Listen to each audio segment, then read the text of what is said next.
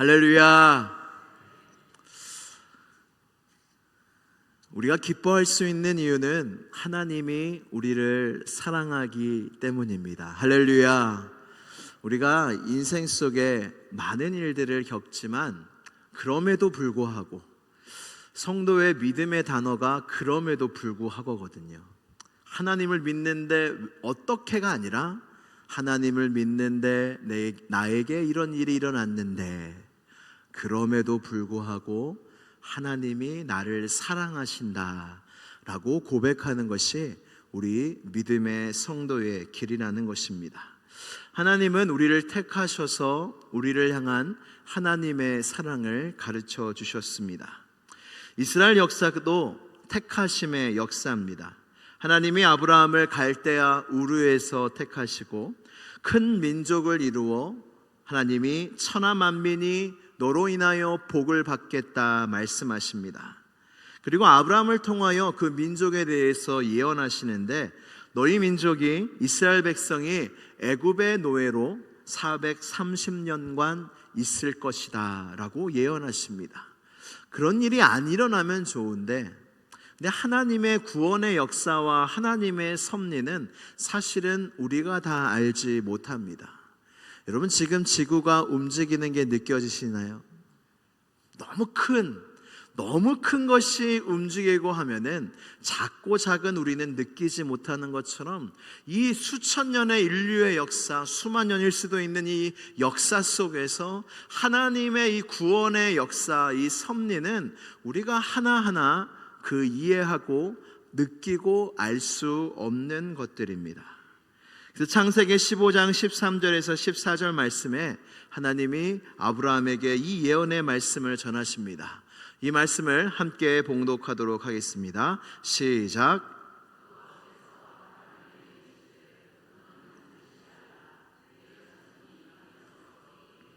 그들을 섬기겠고 그들은 400년 동안 내 자손을 괴롭히리니 그들이 섬기는 나라를 내가 징벌할지며 그 후에 내 자손이 큰 재물을 이끌고 나오리라. 아멘. 하나님께서 아브라함을 택하셔서 이스라엘 백성 큰 민족을 이루시고, 그리고 이 애굽 노예 생활을 하고 있는 이스라엘 백성들을 또한 출애굽을 시키십니다. 아브라함을 택하셔서 한 민족을 이루시고, 또한 모세를 택하셔서 이스라엘 백성을 출애굽을 시키십니다. 아브라함을 택하시고 이삭을 택하시고 야곱을 택하시고 모세를 택하시고 여호수아를 택하시고 사사들을 택하시고 사울 왕을 택하시고 다윗 왕을 택하시고 왕정시대의 수많은 왕들을 택하셔서 하나님은 하나님의 역사를 이루어 가십니다. 여러분, 우리가 하나님에 대한 이해가 있어야 합니다. 무엇이냐면 하나님은 사람을 택하셔서 하나님의 역사, 인류의 역사를 이끌고 가고 계시다는 것입니다. 교회도 마찬가지입니다. 교회도 하나님이 사람들을 세우십니다. 그래서 시온성 교회도 하나님이 사람들을 때에 따라서 하나님께서 세우셔서 여기까지 인도함을 받았다는 것입니다. 이스라엘 백성을 이끌 지도자를 모세에 이어 여호수아를 택하는 본문이 바로 오늘 말씀입니다. 근데 왜 수많은 이스라엘 백성 중에 하나님께서는 여호수아를 택하셨을까요? 이런 질문을 해보신 적이 있으십니까? 하나님의 택하심의 주권은 사실은 우리의 이해 밖에 있습니다. 택하심의 주권은, 이유는 오직 하나님만 다 알고 계십니다. 그래서 우리에게 이해되지 않는 택하심도 있습니다. 저는 저를 스스로 볼 때도 사실은 제가 교역자가 되고 목사가 된 게 이해가 되지 않을 때가 많이 있습니다. 우리도 마찬가지 아닙니까? 나 같은 자가 구원받는다니, 나 같은 자가 하나님의 자녀라니, 성도라면 다 이 생각을 해보셨을 것입니다. 하나님은 지금도 사람들을 감찰하고 계십니다. 역대하 16장 9절 말씀을 제가 읽어드리겠습니다. 여호와의 눈은 온 땅을 두루 감찰하사 전심으로 자기에게 향하는 자들을 위하여 능력을 베푸시나니. 아멘. 지금도 여호와의 눈은 온 땅을 감찰하고 계시는데 예수님도 말씀하셨습니다. 나는 예배하는 자를 찾는다. 여러분들을 찾고 계십니다.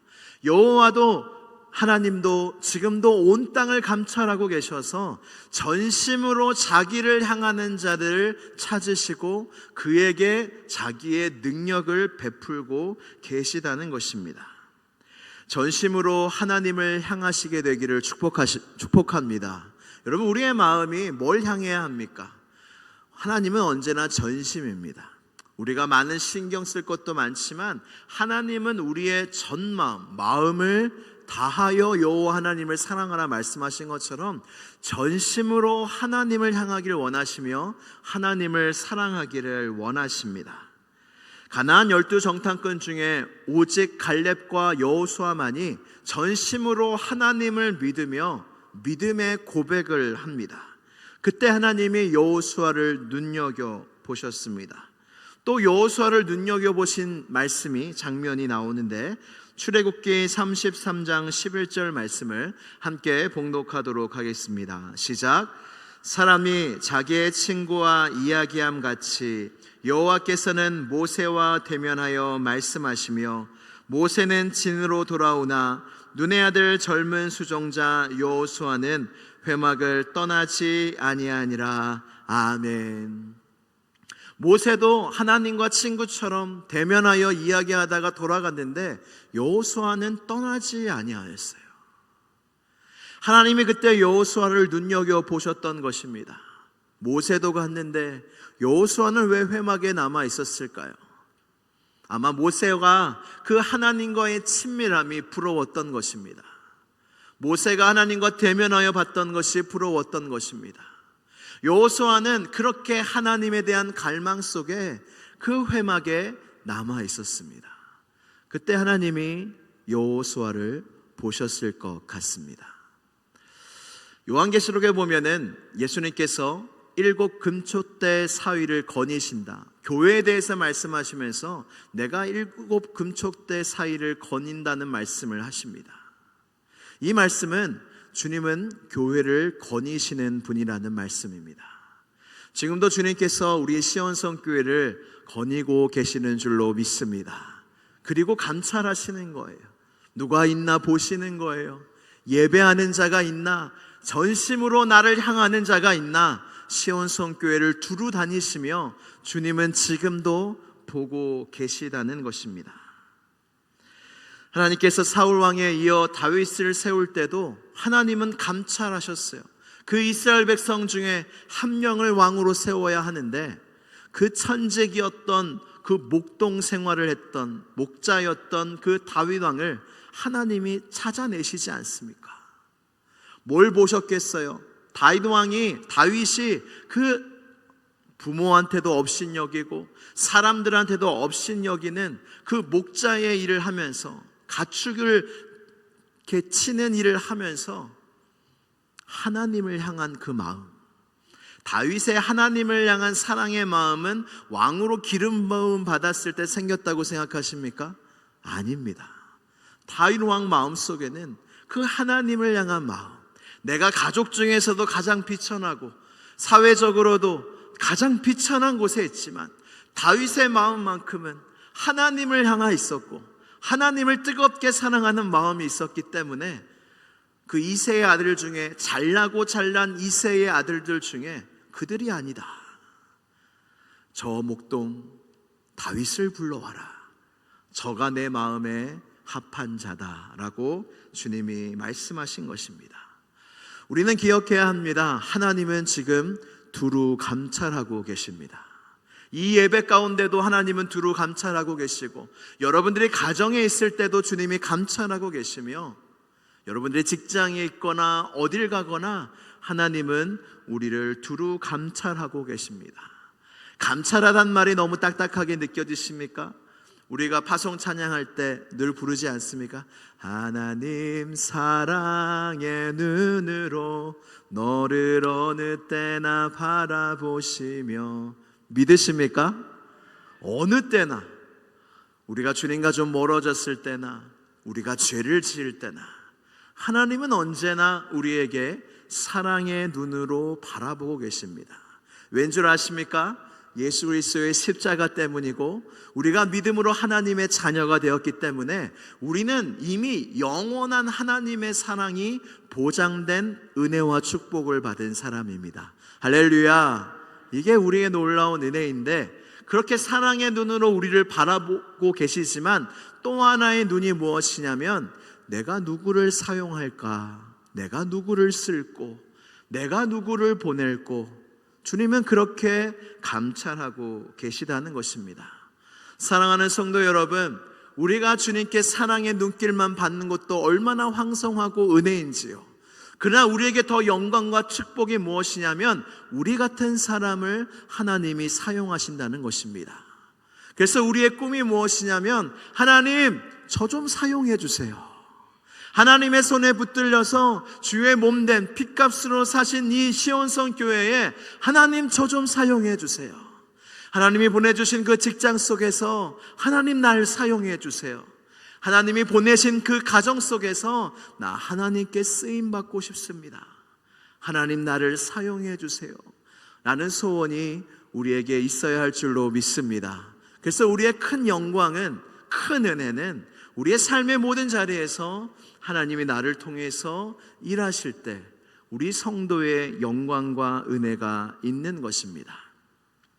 오늘 본문 말씀에 보면은 하나님께서 여호수아를 세우시면서 계속 말씀하십니다. 근데 반복적으로 하시는 말씀이 있어요.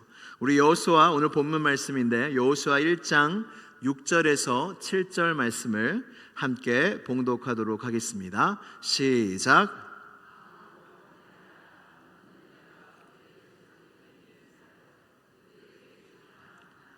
이 백성에게 차지하게 하리라. 오직 강하고 극히 담대하여 나의 종 모세가 내게 명령한 그 율법을 다 지켜 행하고 우로나 자로나 치우치지 말라. 그리하면 어디로 가든지 형통하리니. 아멘. 이 말씀을 전체적으로 보면 강하고 담대하라를 하나님께서 몇 번 말씀하시냐면 3번이나 말씀하십니다. 강하고 담대하라, 강하고 담대해라, 강하고 담대해라. 두려워하지 말라, 놀라지 말라, 계속 말씀하십니다. 이 의미가 무엇인 줄 아십니까? 여호수아가 너무 두려웠던 거예요. 모세에 이어서 내가 이 이스라엘 백성들을 이 가나안 땅으로 이끌 게 너무나 두려웠던 거예요. 놀라지 말라 말씀하십니다. 왜 이렇게 말씀하셨을까요? 이미 놀랐어요. 여호수아는 이미 놀랐어요. 두려워하지 말라, 이미 두려워하고 있었던 것입니다. 여호수아가 두려웠던 이유가 무엇일까요? 이스라엘 백성의 민족성 때문이었습니다. 여러분, 여호수아가 이스라엘 백성들이 출애굽하면서 광야 생활하면서 얼마나 하나님 앞에 원망하고 불평했는지, 얼마나 하나님이 수많은 10가지 기적을 행하시고 수많은 은혜를 베푸시고 물이 나게 하시고 바위에서 생수가 나게 하시고 만나와 메추라기가 내리게 하시고 구름기둥과 불기둥을 내려주시고 홍해를 갈라주시고 이 모든 기적을 보았음에도 끊임없이 하나님을 불신하고 원망했던 이스라엘 백성을 이끈다는 게 여러분 캄캄하지 않았겠어요? 너무나 그것이 두려웠던 것입니다. 그리고 두 번째는 하나님의 준엄하심을 여호수아가 보았던 거예요. 우리 로마서 11장 22절 말씀을 한번 같이 읽도록 하겠습니다. 시작. 그러므로 하나님의 인자하심과 준엄하심을 보라.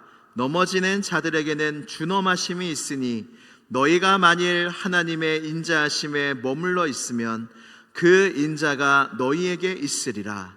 그렇지 않으면 너도 찍히는 바가 되리라. 아멘. 오늘 말씀에 하나님의 인자하심이 있다는 거예요. 이것은 우리가 너무나 잘 알고 있습니다.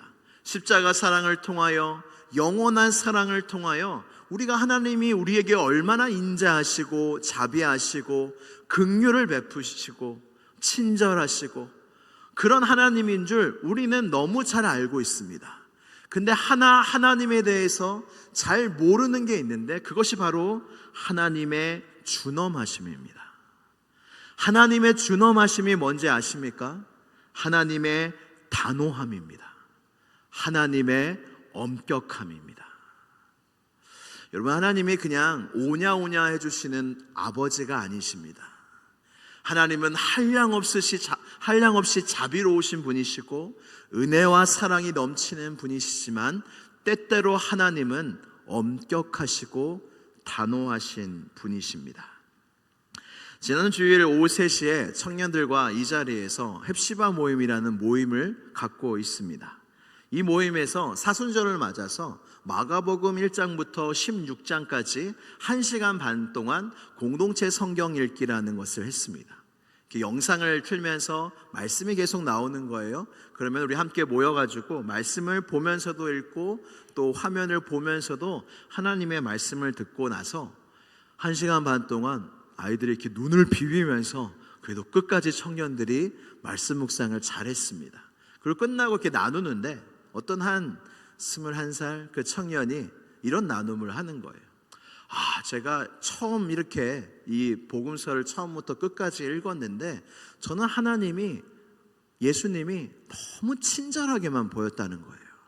내가 늦잠 자면 아이고 늦잠을 자니 일어나야지, 그런 예수님으로만 알았는데, 여러분 복음서를 읽어보시면 그렇게 한량 없으시 자비하신 예수님의 사랑의 말씀도 있지만 너무나 깜짝 놀랄 만큼의 두려운 말씀도 예수님이 많이 하시지 않습니까? 이 청년이 느꼈다는 거예요. 이런 예수님만은 아니시구나.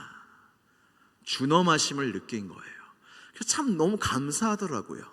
어떻게 보면 하나님의 한 면만 알고 있으면 하나님에 대해 오해하기가 쉬운데 이 청년이 하나님의 사랑도 깨닫고 그리고 하나님의 준엄하심도 깨닫는 시간이 되어서 제가 얼마나 또 감사했는지 모릅니다. 여러분 알고 계십니까? 하나님은 준엄하신 분입니다. 여호수아가 보았습니다. 이스라엘 백성의 불평과 불만이 끝도 없이 계속되자 하나님이 결단을 내리십니다. 이스라엘 백성들이 계속 불평하면서 한 말이 뭔지 아세요? 차라리 이 광야에서 죽었으면 좋았을 걸, 애굽에서 죽었으면 좋았을 걸.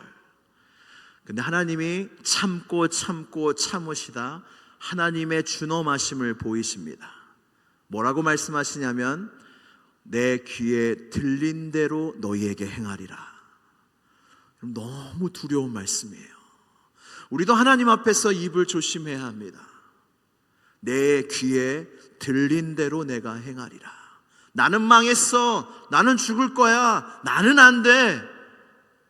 하나님 앞에서 여러분 결국 그 출애굽한 이스라엘 백성 1세대는 다 광야에서 죽게 되고 약속의 땅을 밟지 못하게 됩니다. 모세도 마찬가지입니다. 무리바에서 하나님의 거룩하심을 보여드리지 못하고 자신의 성질대로 2번 반석을 쳤다가 하나님께서 너도 가나안 땅에 들어가지 못하리라 말씀하십니다. 얼마나 모세가 서운했겠어요. 근데 어떤 목사님은 어떻게 보면 이것은 하나님의 긍휼과 선하심이라 말씀하십니다. 그게 참 은혜가 됐는데, 너가 데리고 온 이스라엘 백성들이 다 가나안 땅 못 가고 죽었는데 너가 들어가면 되겠냐? 너처럼 구원함을 받을 사람이 없는데 너도 가나안 땅 들어가기 전에 함께 죽어 그들의 구원 받음을 너가 보여주어라. 그렇게 말씀하시는데 참 하나님, 우리가 생각하지도 못할 그 하나님의 마음을 느끼게 된 적이 있습니다. 여호수아가 볼 때는 너무 또 하나님의 준엄하심이 두려웠던 거예요. 또 하나 두려웠던 것이 무엇이냐면 자신의 능력이에요. 여호수아가 모세와 같습니까? 모세는요 하나님과 대면하여 본 자였고 수많은 기적을 일으킨 자였는데 자기를 보니까 아무런 능력이 없는 거예요.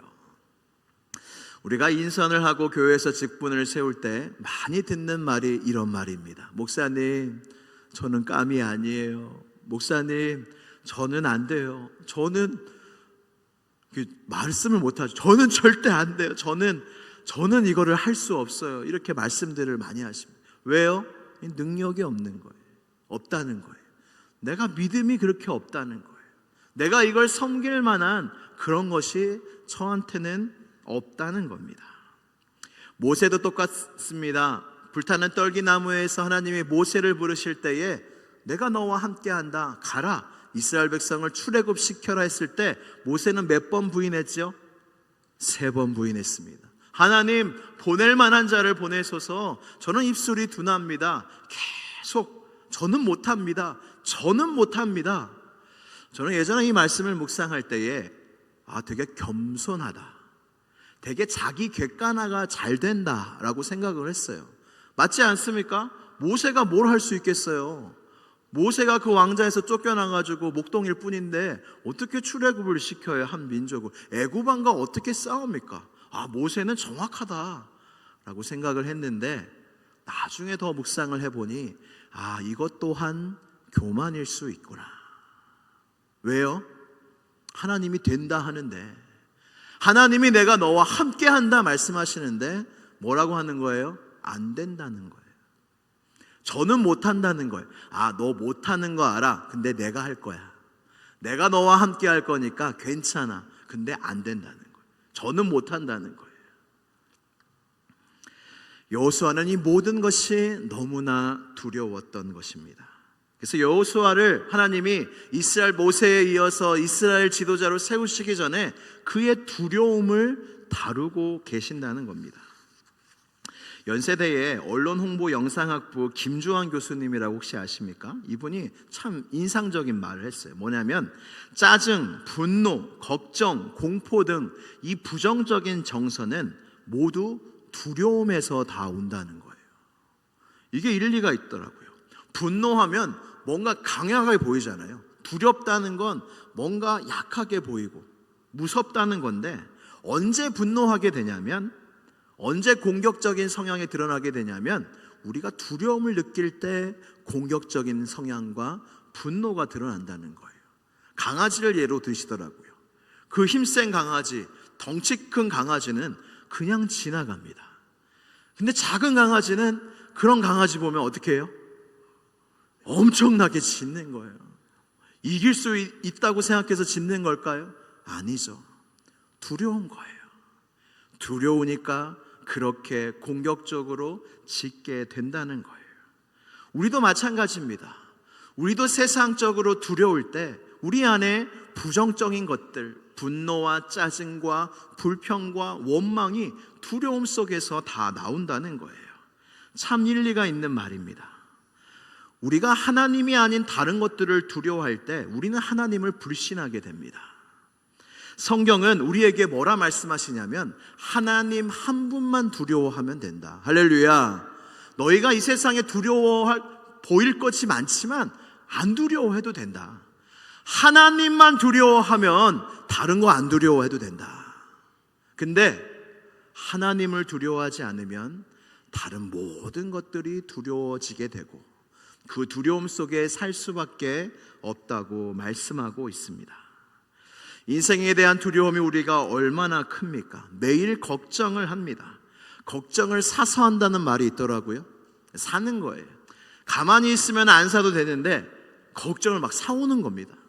미래의 걱정 다 땡겨옵니다. 내 10년 뒤에, 5년 뒤에, 1년 뒤에 우리는 어디에 있을까요? 어떤 일이 있을까요? 우리 계획대로 되지 않는 게 우리의 인생인데, 그래서 걱정도 습관이라고 합니다. 어떤 일이 일어났을 때 걱정의 단어가 있는데 뭐냐면 만약에, 이렇게 되면 만약에가 걱정의 단어라고 합니다. 그리고 우리가 나에 대해서 너무나 중요하게 생각할 때에 또 걱정이 너무나 많이 되는 거예요. 내가 잘 될까? 내가 잘못될까? 내가 어떻게 될까? 나에 대한 사랑이, 자기 사랑이 너무나 클 때 또한 두려움과 걱정이 몰려온다는 거예요. 미래에 대한 두려움도 마찬가지입니다. 우리가 가장 걱정하는 게 뭐예요? 먹고 살 수 있을까? 내 노년에 먹고 살 수 있을까? 내 자녀들이 먹고 살 수 있을까? 내 손자들이 이 세상을 먹고 살 수 있을까? 이런 걱정들이 막 들어오지 않아요? 하나님을 두려워한다, 하나님을 경외하고 하나님을 신뢰한다는 건 하나님을 다 믿는다는 거예요. 주님이 이렇게 걱정하는 하나님의 자녀들한테 공중의 새를 봐라. 그들이 뭘 하냐? 내가 먹이지 않냐? 들의 백합화를 봐라. 그들은 창고도 없다. 그런데 내가 입힌다. 오늘 던져지는 아궁이에 던져지는 들풀도 내가 입힌다. 도대체 뭐가 걱정이냐? 걱정하지 말아라 말씀하시는데 우리는 걱정을 다 사서 모아서 온다는 겁니다. 그게 바로 그 근원이 두려움에 있다는 거예요. 이런 인간적인 두려움은 우리를 믿음의 길로 가지 못하도록 바짝 얼게 만듭니다. 두려우면요 경직이 되지 않습니까? 우리가 자유롭게 주님을 따라야 되는데 걱정이 많고 두려움이 많으면 주님이 따라와라, 이리로 와라 할 때 우리는 움직이지를 못한다는 것입니다. 사랑하는 성도 여러분, 오늘 말씀에 주님이 말씀하십니다. 두려워하지 않아도 된다. 여러분, 진짜 이 신앙의 고수들은요, 이 하나님의 말씀이 임할 때에 바로 받는 거예요.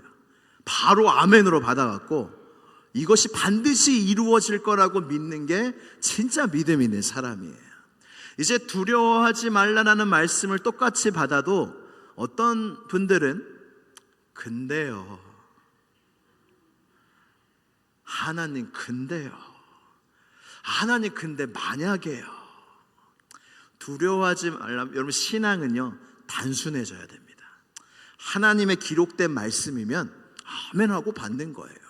그리고 말씀을 붙잡고 씨름하는 거예요. 막 두려움이 또 몰려옵니다. 그러면 이 말씀 선포하는 거예요. 두려워하지 말라, 놀라지 말라, 내가 너와 함께함이라 선포를 계속하는 겁니다.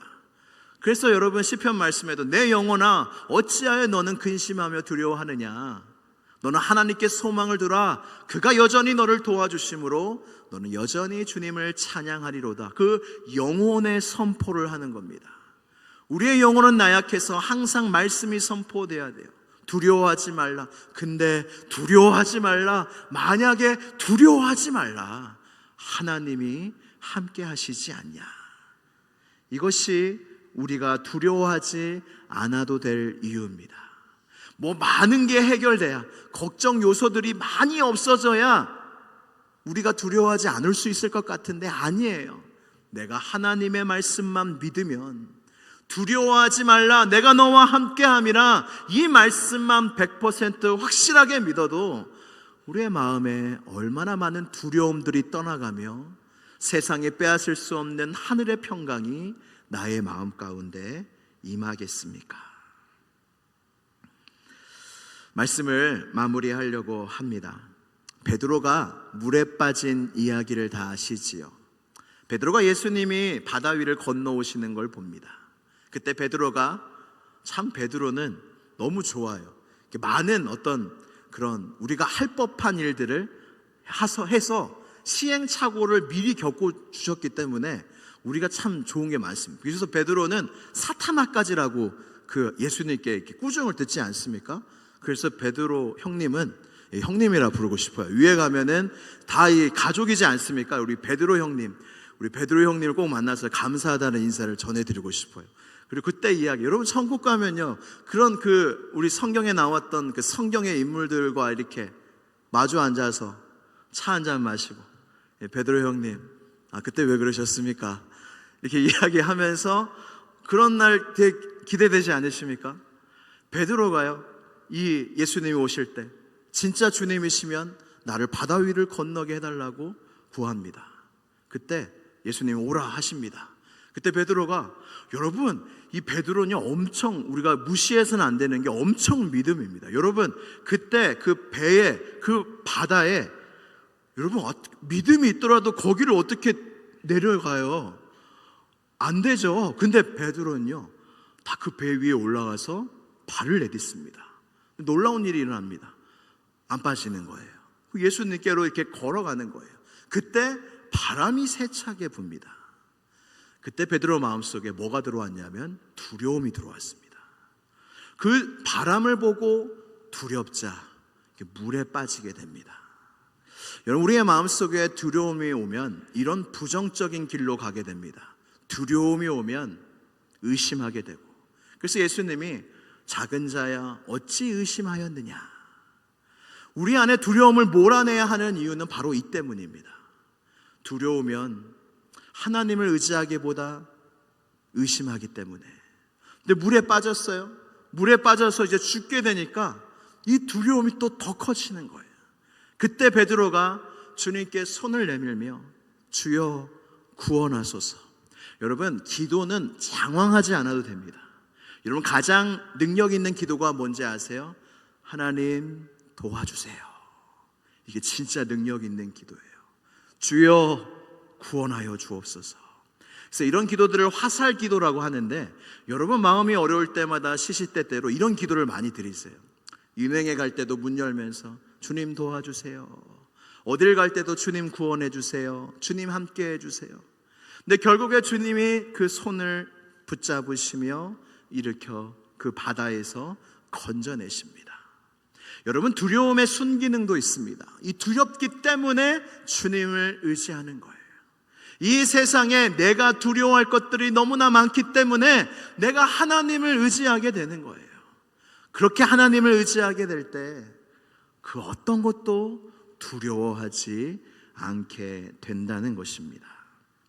사랑하는 성도 여러분, 오늘 말씀의 제목은 아무것도 두려워하지 말라입니다. 아무것도 두려워하지 마시길 축복합니다. 이것은 두려워할 일이 없다는 말씀이 아니라 너희의 인생 속에, 너희의 연약함 속에 두려워할 일이 많으나 괜찮다. 내가 너와 함께 하니 괜찮다 라는 말씀입니다. 아이를 100일 좀 지난 아이를 키우고 있는데 아이가 엄청 웁니다. 엄청 우는데 왜 우는지도 모를 때가 많습니다. 근데 아이를 이렇게 안으면 그래도 아이가 진정합니다. 아이가 많이 우는 이유가 이 때문이래요. 엄마 뱃속에서 있다가 세상에 나와서 두려운 것밖에 없는 거예요. 혼자 있는 것도 두렵고 깜깜한 것도 두렵고, 그리고 엄마 아빠가 없는 것도 두렵고, 잠자는 것도 두렵다고 해요. 깨어나는 것도 두렵고, 모든 것이 두려운데 그 두렵게 울고 있는 아이를 안아서 토닥토닥하면서 괜찮아 하면 아이가 진정이 되는 거예요. 그래서 아이가 이제 배우게 되는 거죠. 뭘 배울까요? 그래, 아빠 엄마가 있으니까 괜찮구나.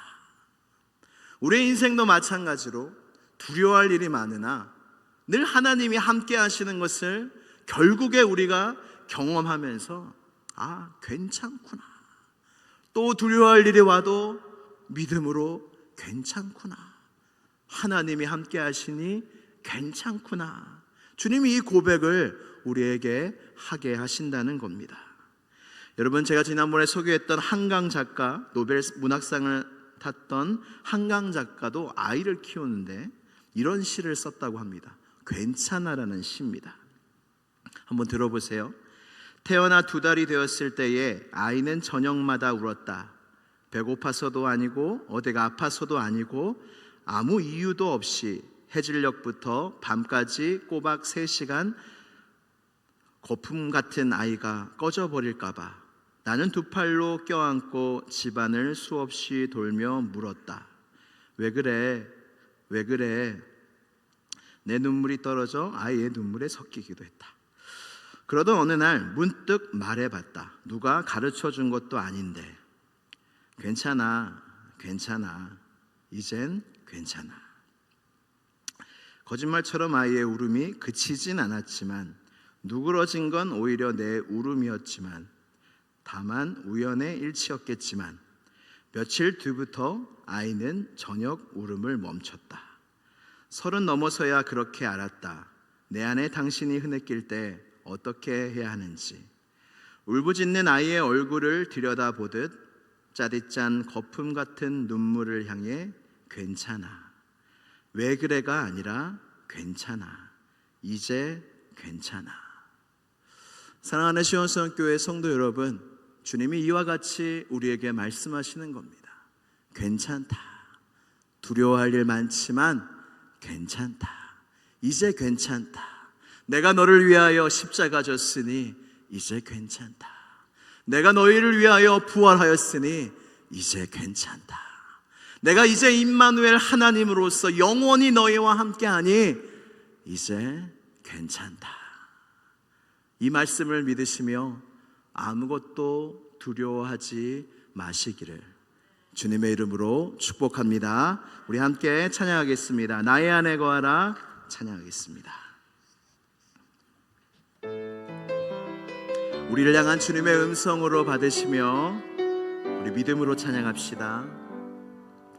나의 안에 거하라 나는 내 하나님이니 모든 환난 가운데 너를 지키는 자라 두려워하지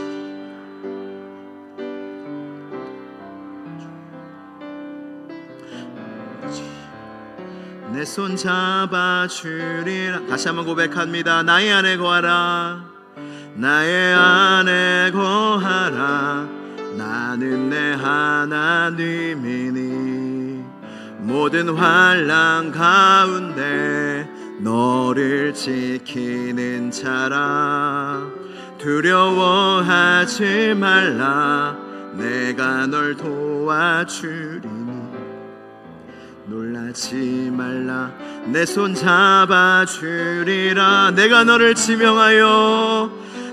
너를 지명하여 불렀나니 너는 내 것이라 내 것이라 너의 하나님이라 내가 너를 보배롭고 존귀하게 여기노라 너를 사랑하는 내 여호와라. 내가 너를 지명하여 불렀나니 너는 내 것이라 내 것이라 너의 하나님이라 내가 너를 보배롭고 존귀하게 여기노라 너를 사랑하는 내 여호와라